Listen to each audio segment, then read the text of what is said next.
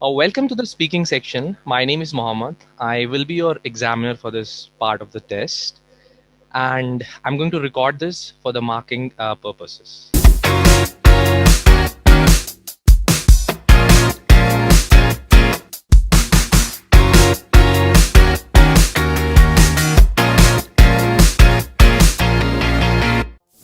So, All what is your full name?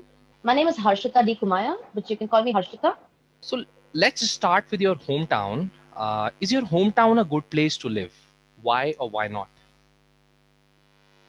Well, it's an amazing place to live in. I live in the southern part of India, in this state called Tamil Nadu, and I live in the capital city, which is Chennai.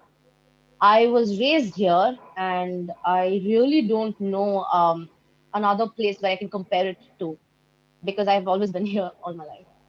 Okay. So, what sort of jobs do people do in your hometown? In the city, the tertiary sector is pretty booming.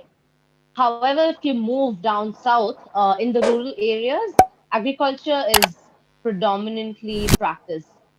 Um, I would say there are a lot of people in the transport and communication industry in my city. Okay. And in which part of your hometown do most people live? So the southern part of the state is pretty much residential. Um, According to my observation, I think that's the case with most Indian cities. However, if you move north, it's more of a working area. So most of us live in the south, as far as my knowledge. Where did you play in your hometown when you were a child? I used to live in this huge society. I had a lot of friends, and we had a great place to play in. We had a big garden and a lovely sandpit with a lot of these play items for children. I had a lovely time in my childhood. Okay, let's talk about films, Harshita. How often do you go to the cinema? Before the pandemic, pretty often, I would say. I used to go alone when I get free time. I love watching movies by myself. However, after the pandemic, though my state for a bit we had 100% occupancy, which was allowed, I am a little hesitant to step outside and sit next to somebody to watch. So, do you prefer to watch a film at the cinema or at home? Why? I prefer the cinema because of the environment. The atmosphere it creates is entirely different from anything you try to create at home. It might be, you might even have a home theater. It, I feel like it's not going to match up to the sound quality and the picture quality in general. Okay. Which film from your childhood do you remember the most and why? That is a very interesting question. There are quite a lot of movies that I watched as a child, but one thing that stayed with me was this Amir Khan's movie, which was Three Idiots. Um, I more than the story, it was the experience of going and watching the movie that made it very special to me. I went to watch the movie with my aunt at 7:30 in the morning, so that's what makes that movie special. So, what's your favorite film now and why? Um, right now, I would say I watch a lot of German movies because I'm also learning the language. So I would say We Are All a Wave, which is a series, not a movie, is my favorite uh, thing that I go back to every time when I watch it. Okay, Harshita. So, this is the end of your part one. Now, for part two, uh, there will be a cue card. Okay, you will have 1 minute to look at the question on the card. You can think about your answers, and then you will have 2 minutes to speak on it. You can take notes in 1 minute if you want, and I'll tell you when to start and when to stop. So Thank you. Yeah, sure. your 1 minute for preparation it starts now.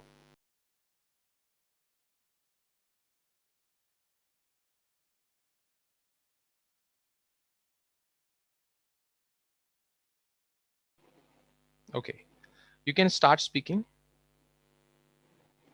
All right, so I will be speaking about this very special trip that I took in the year 2017. This place was one of the first tourist destinations I visited with my own money, which is why it's very special. It's Barkala. It's in the southern state of Kerala. I find it very fascinating because it resembles Goa quite a lot. Um, as we were on a very tight budget, my friend and we had to stick to local destinations. So hence we chose this particular place. And we went there because I had 5 days of leave from work, and staying at home was not an option. So we had to really step outside, and Barkala was our choice. One of the best things that really stuck with me was the spectacular view from the cliff. So there are a lot of cafes on the line of the along the cliff where you can sit, enjoy the sea breeze, and also look at these fairy lights which are there in every cafe over there. And that's something that stuck with me for a long time. It's still etched in my mind. And the peaceful atmosphere, the people over there who are really friendly.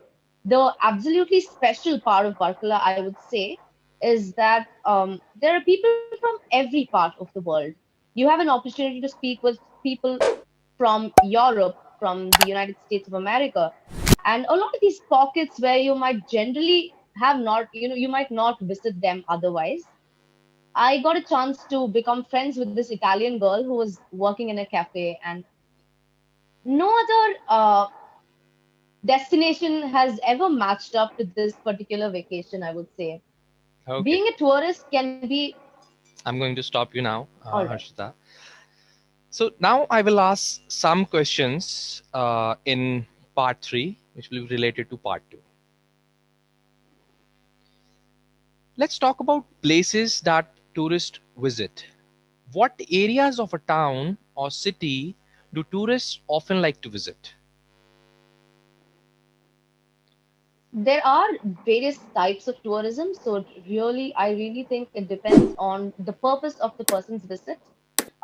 From people who are visiting for their medical reasons to people who are just there to relax. It depends. It really depends on someone's needs and requirements at that point. However, if I'm going to say, with respect to the people I know, they prefer beaches, according to my knowledge. Okay, how important is it for local governments to look after popular tourist attractions? In the current situation that we are in, I think it's extremely crucial to keep an eye out for um, interventions that are absolutely unhealthy for the place. I would say one, the environmental effects of tourists in a place can have a really drastic impact on how the place would be in the next couple of years. From plastic waste to general garbage that is dumped, I think unless there's good amount of intervention by the state, it's really not going to lead us to a good future. Apart from that, yes, we need the regular rules and regulations and law and order in place as well. Okay. Should people pay to visit attractions such as museums and galleries? Why or why not? I would say yes, considering they are not really overly priced. Tourism is a major industry in many countries, and it is a source of revenue for the government. And when people pay to come, they also learn to respect the property, and it also helps in maintaining these, for example, monuments. If you do not pay, you don't really understand the true value of something. Let's talk about being a tourist, Harshita. How should tourists behave when they are in a different country? I would say, irrespective of country, a tourist anywhere should be responsible by obeying all the rules and regulations like we just spoke about, and also think of it as their own home, really. If they would not litter their home, I bet they shouldn't be littering the tourist locations as well. Okay. What can Yes. local people do to help tourists enjoy their visit? That is a very interesting question again, because the right amount of interaction is necessary in this particular genre that we're talking about, interaction of tourists with the locals. Because in certain locations, if I should recall an example, in certain locations like in Uti, in the state where I live, there are certain untouched tribal communities where I think it's best for them to be that way. So there has to be some sort of limitations, while interactions should also be there. Okay. What can tourists learn from visiting new places? Quite a lot, actually. There, I can think of parents who are taking their children who are being homeschooled these days, and they learn quite a lot from different culture to how to understand different people, and also probably even learn their language. And this would probably increase the level of acceptance as these people tend to, respond and talk with different people, and that's what we need right now. Okay, Harshita, thank you. So this is the end of your speaking test. Now let's do the evaluation. Why is this student at band 9? So before I start this video, let me tell you that this video that you have watched is the actual band 9 user. She was awarded band 9 by British Council. Now, the idea is pretty simple. How do we become an expert user? The answer to this is pretty simple because the candidate, Harshita, she answered all the questions accurately, clearly, completely, and with original language. Right? Nothing was memorized, it was smooth. Right? She was going with the flow, she was getting the answers, and they were just to the point. Now, there are four parameters on which IELTS speaking is assessed, right? Lexical resource, fluency, grammatical range and accuracy, pronunciation, right? Lexical resource is just a vocabulary, right? So, guys, the idea is pretty simple. If you want to learn more about these aspects, starting from fluency and coherence to lexical resource, grammatical range and accuracy, pronunciation, do join us at LeapScholar. We have special sessions for all these also, right? Apart from the complete crash course that we deliver. Now, let's look at some strengths of the candidate. Uh, she understood all the questions, right? There was not even a single question which a candidate couldn't understand. She used lots of vocabulary, right? Do write in the comment section which vocabulary used by the candidate you found useful, right? There was a broad range of grammar, right? There was no confusion with the tenses, complex sentences were there. Yes, again, I want to say to you that if you want to learn more about complex sentences, how to use connectors, we deliver lessons every day from 4 to 4:30 p.m. Mondays to Fridays, right? Do join us at Leap Scholar for special tips at with IELTS speaking also, right? And you must have noticed the candidate, she gave fluent and complete answers, right? She did not give too short answers or too long answers. They were just to the point, right? Now, as you must have watched the video, I want you to notice some points in the video, right? Uh, the explanation part was impeccable, right? There were a lot of details, right? So if an examiner asks you a question, you do not say that, okay, let's take a question. For example, where do you live?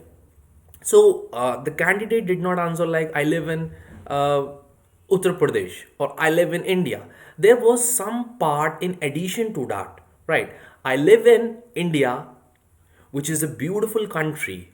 There are people from different cultures that reside here.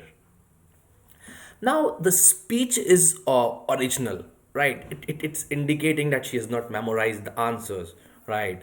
uh, Obviously confidence was there while giving explanations in every context. It was not that she was just comfortable in one context, she was comfortable throughout, right? Yes, as I was stating prior to this, the explanation part, right, the answers, they were not too long and not too short.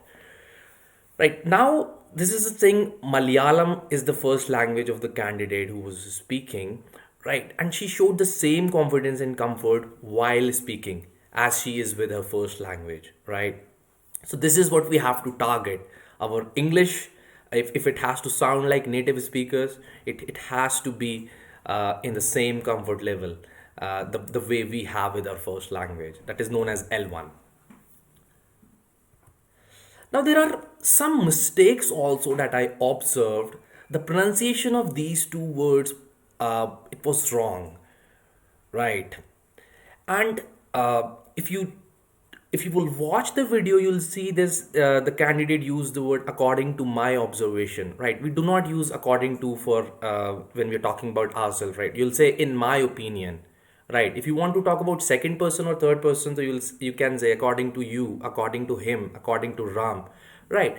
But it didn't matter that much because it didn't make her speech sound unnatural, and it was just very rare, right? Now, if you want to look at the pronunciation, do go to this Cambridge site. Sample this word, unhealthy, is there on the screen. It was pronounced as unhealthy. It has to be pronounced as unhealthy, unhealthy, unhealthy, right?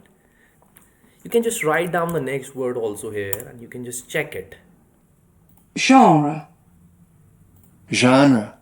So, both the pronunciations are acceptable, right? There is no harm in that. Thank you so much for watching this video. If you did like the video, please stay tuned. We are going to bring more videos for all of you. This is Mohammad Shees signing off. Thank you so much.